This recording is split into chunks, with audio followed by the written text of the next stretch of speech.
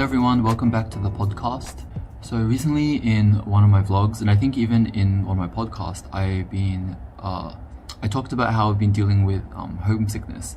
Especially very recently we had the Chuseok holiday in Korea, which I've explained about before. And during that time, a lot of non-Korean people in Korea tend to get very homesick or get very lonely because that's the time when a lot of Korean people tend to go off and see their family, kind of the way how people in the West celebrate Christmas. We go and see our entire family, have a big meal, all those kind of stuff. So it happened recently, and I think naturally we all do tend to get homesick, especially even apart from the holiday, like living abroad alone without family. And I mean, I have friends, but it's different. I know, even though like I didn't even visit my family that often when I lived in Australia, but just knowing that they were just 20 minutes away, it made a bit of a difference. So yeah, I've experienced homesickness quite a lot while being here, but I feel like my homesickness was quite not in the way that I expected. So I think for me, a lot of the time it was more me missing certain like foods, restaurants, certain like sights and smells. Like I miss having like really clean, fresh air.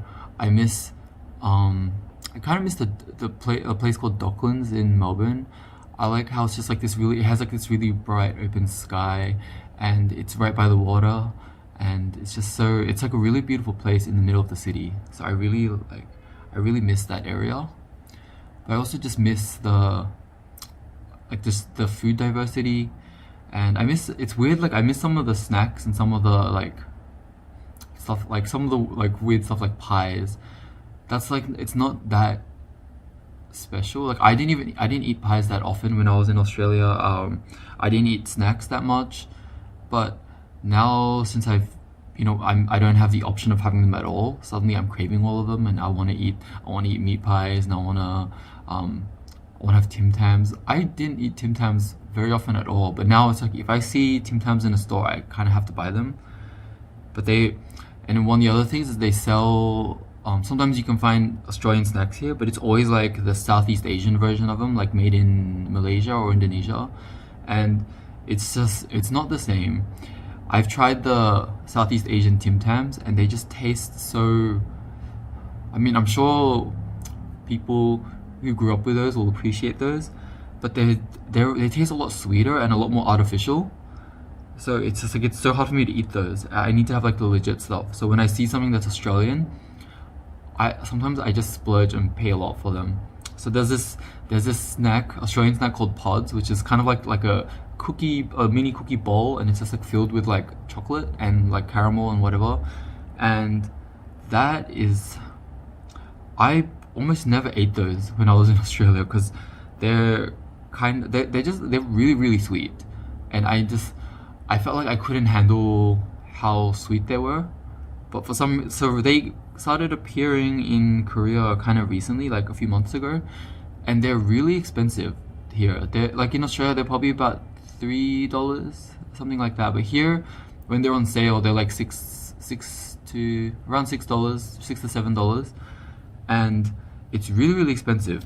But then every time I see it where they're selling them for like 2 for 1, for some reason I can't help but buy them, and I really enjoy eating them now.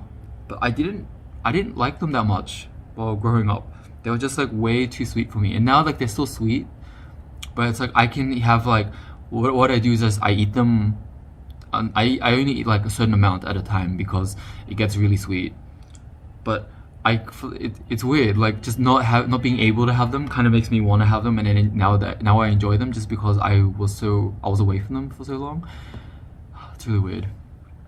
Anyway, that's kind of the stuff that I've been dealing with while I've been here. I've been here for quite a while as well, so I've had a lot of experience of like coming and going with homesickness, and I think a lot of the time like I'm pretty much okay. I think I'm pretty good with being away from home, but there are times when I deal with it. So today I really wanted to speak about I want to speak about some things that helped me deal with homesickness and to cope, basically. So number one, I suggest to try to make the most of where you are. So I remember when I was taking a course to get a certificate for teaching, the teacher told us, don't make any big decisions when you are like new to a country. So one of the more practical things that he recommended was when you're new to somewhere and you're feeling like you want to go home, or you're feeling like you're just not feeling like it's for you, he said to persevere for 3 months. He said 3 months is a good gauge to how you're going to feel, and I totally agree. In my first year, I remember feeling kind of unsure about things. Like I really enjoyed it when I first got here. I liked the country, I liked my job, I liked all that stuff. But the thing that was the biggest struggle for me was the fact that I lived in the countryside, and it was really hard to make friends. I was really, really lonely. So I became friends with like a group of like foreigners in the country I was in the area that I was living in. But then it was weird how like they kind of became a bit cliquey, and everyone except for like one other person, they were just like a part of this drama. People were being cliquey, and I just found it really hard to deal with that itself.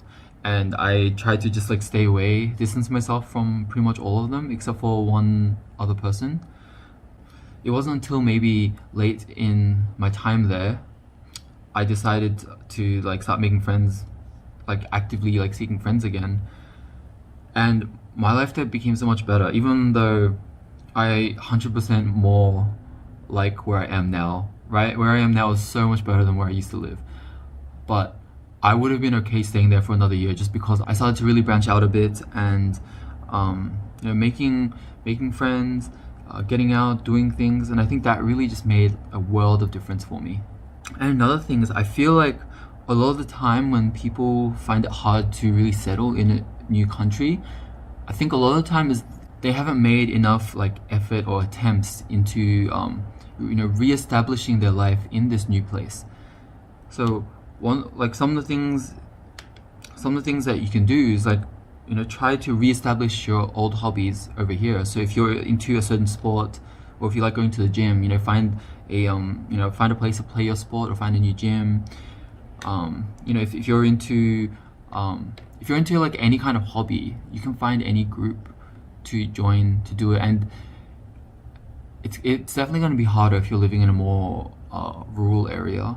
It's not going to be possible everywhere, but this kind of thing, this thing applies more to like larger cities, you'll definitely be able to find somewhere to be able to do it.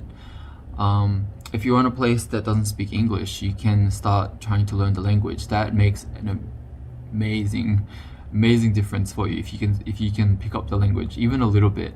People love seeing you make effort to learn their language. I feel like that's the case in every country. People don't expect you as a foreigner to be fluent in the language, to know exactly everything, but they really appreciate that you make an effort. And it will create so many new experiences for you if you do make that effort. Just really like try to make friends, try to get out there, try to explore. You could even try to find new hobbies, find a hobby that's common in the country that you're living in now. There are many things that you can do, but really the main key point of this is just to try to make the most of where you are. Maybe like if you're still new, you definitely haven't experienced everything. Go exploring, make friends, try new things. There are so many things you can do, and I promise that things will get better. Not in every case. There are going to be special cases where it's just going to be horrible. But I'd say really just try to stick to it for a while, and you never know. Don't make any big decisions too early. Okay, so for the second thing, I think this is the most common thing that people do, and it totally makes sense. So try to find or make some food from back home. So I feel like this one also really depends on where you're living as well, because sometimes the availability of ingredients or food products is going to be a lot worse in other places. So in my case, in Korea, there's quite a few ingredients that are not very easy to get here, and even like a lot of snacks and stuff, those are not really available either. I checked online. I found this website. I think it's called like a Australian something box, where like you can create like a box full of like Australian snacks and stuff, and then get it sent to someone abroad to give them like a kind of like Australian care package. So I was thinking about sending one to myself, but it's so freaking expensive. It's like you pay like $50 and you get like a single chocolate bar, one pack of Tim Tams, and it's just like you get like 8 things for like $50, which is like horrible. And like I get that international shipping is expensive, but then I could just like send money to someone back home for the shipping, and then I could get like $20 worth of snacks, and it will be like so much more than that. But anyway, I'm digressing. I think one of the things is like, of course you should try to appreciate food that's in the country that you are now, but you know, there are times you're gonna miss things. So I think, you know, you really try to find alternatives.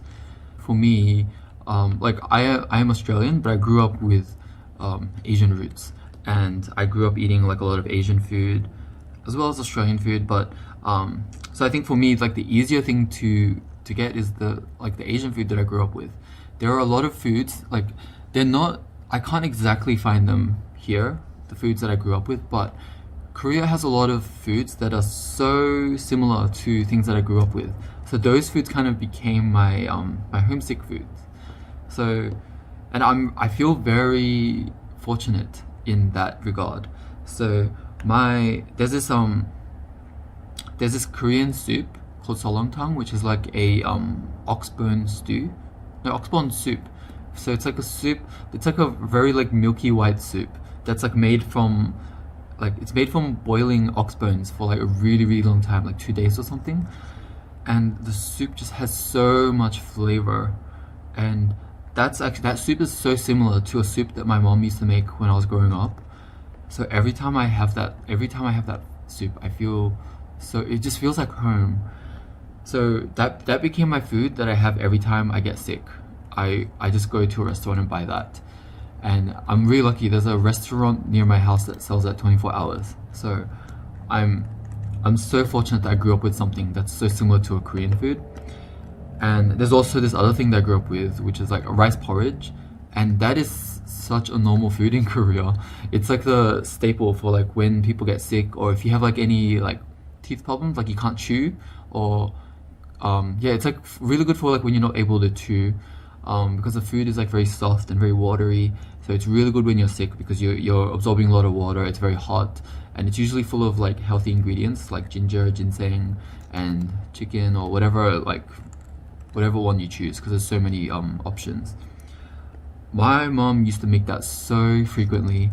I used to hate it as a kid because we had it so much, and it was full of ginger. But then as I got older, I found myself really liking it for some reason, and now I'm kind of like obsessed with ginger. So that's also something that I have sometimes when I feel a bit homesick. There are also other things that I miss that are also hard to come by. So another blessing is that there is a Costco here, so I can still find foreign things in there, even though it's still not perfect, but I can still find things in there. But another thing that I miss sometimes is having like, you know, real Italian food.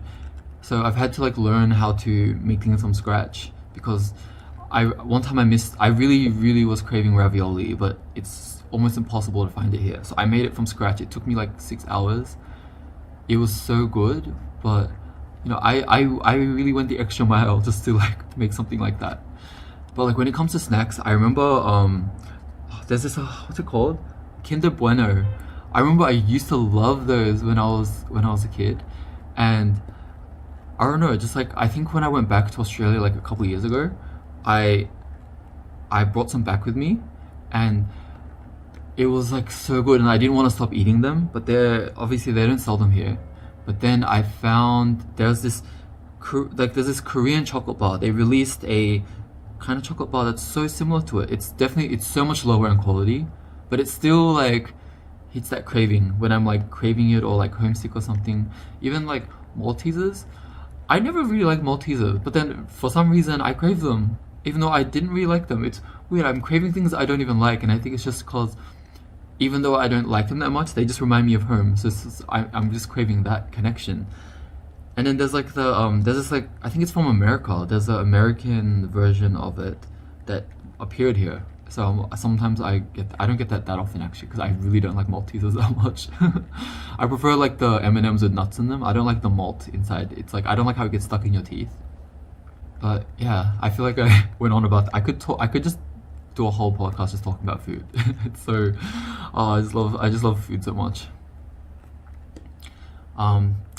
So next one, number 3.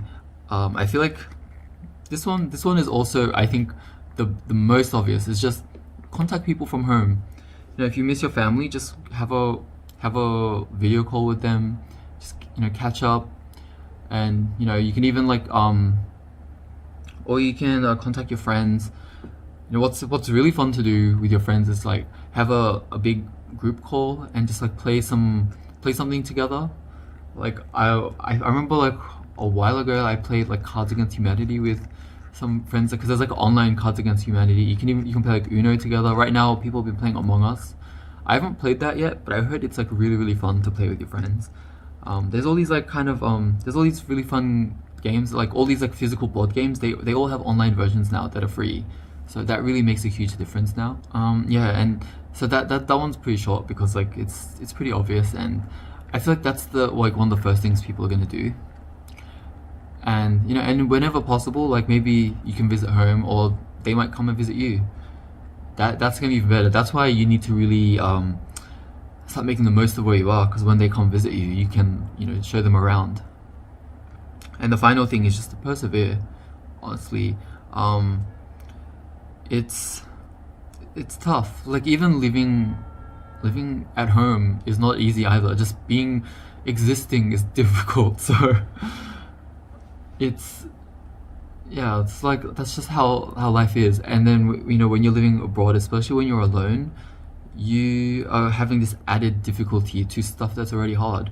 You have to deal with either work or school, which is a lot to do, and then you have to deal with relationships, either friendships, romantic, whatever it is. You have to deal with all of that. You have to deal with just your life, all those things that you're going through. And then on top of that, you're living abroad, you're alone, you're homesick sometimes. So really find ways that help you to cope. Find because not everyone's gonna cope in the same way. Like for me personally, I feel like I don't need to be contacting people from home that much. But for me, I need to have like food from home a lot more than other people would. Whereas other people, they could just contact their parents like once a week and they're good. But for me, that doesn't do it for me, because I think I miss the food more than my friends and family. I'm sorry if any of you guys are listening.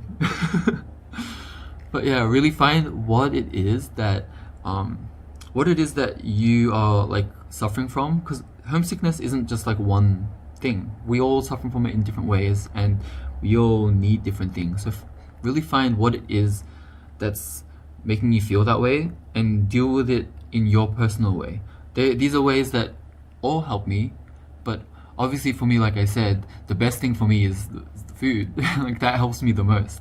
Everyone is going to have their own way that's best for them, personal to them. So really try to find your own way. Take it easy. Don't go too hard on yourself, but try to stick to it. And you never know, you'll get some really amazing opportunities. You might find yourself really loving where you're living right now. And yeah, like for me, I found that I loved the place that I was living after I really started to make the most of it, find new foods that I feel like I'm going to be homesick. Like when I go back to Australia, I'm going to be missing Korea. So I'm going to be experiencing reverse homesickness like once I go back. But yeah, once you really settle, you'll find yourself really loving it. The only reason why I've been getting a bit more homesick these days is because I know I'm going to be moving back next year. So just the thought of that is constantly like making me think of home, and it's making me miss it a bit. But I feel like I'm okay now just because I know that I'm going back soon. So I'm trying to I'm really trying to make the most of my remaining months here. But yeah, that's pretty much it for today. Let me know your experiences with homesickness, what you do to deal with it, and what specific things really help you to cope. I'd be really interested to hear that. It might be something that I could even try in the future, especially when I get reverse homesickness back in Australia. But yeah, thank you so much again for listening, and I'll see you again next week. Bye bye.